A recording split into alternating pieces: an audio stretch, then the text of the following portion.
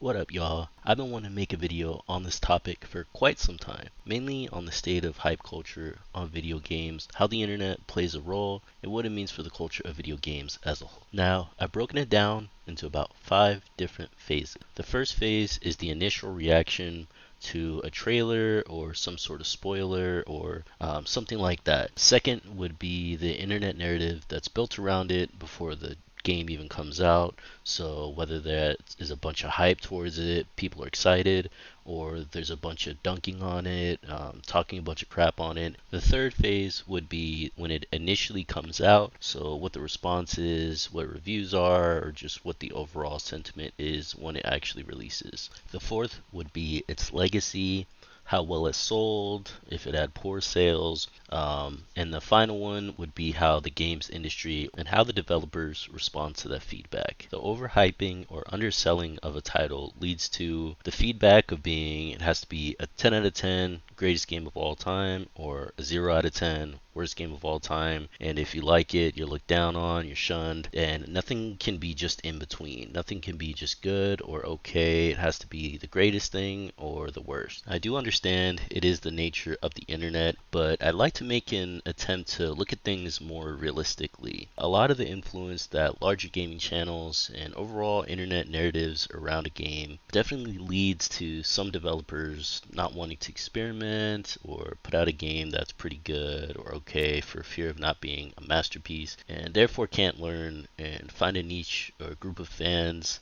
who really like their ideas or how they were implemented in a game or gameplay mechanics that they really enjoyed.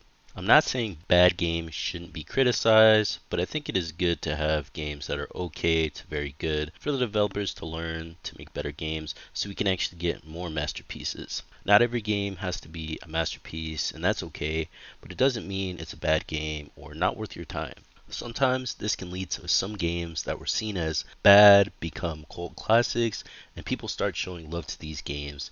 In turn, you see the opposite, which I feel is bad, where over time a narrative about a game that was considered very good or a masterpiece is seen as wasn't that great, just not a good title at all. One recent example I saw was the hype and narrative of Tears of the Kingdom, which was extremely hype with people saying it will be the greatest, and people were hyped to go back to the world that was built on Breath of the Wild, and everyone loved the game and it was hype about it before and several months after the release.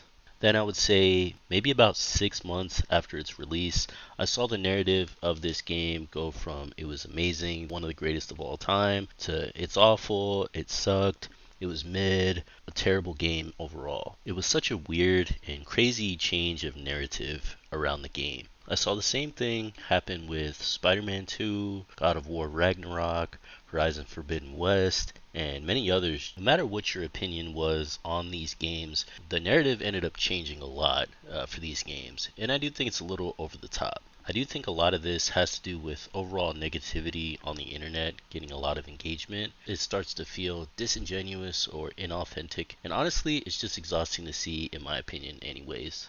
I also think that people tend to forget that video games are just video games, that they don't fix issues in the world, and they aren't the end all be all. There is, in fact, more to life, and I think it would help for us to remember this. But that's just my opinion. Are there some games you think the internet has flipped on that isn't warranted, or games that got too much hate or too much love? Are you guys as annoyed of it as I am? Do you think I'm wrong? Let me know down below which games that you think fall into these categories, as I am truly, truly interested to know. I do have a goal to get to 50 subscribers before the end of the month, so please be sure to subscribe, like, and comment down below, and I'll catch you on the next one. Later!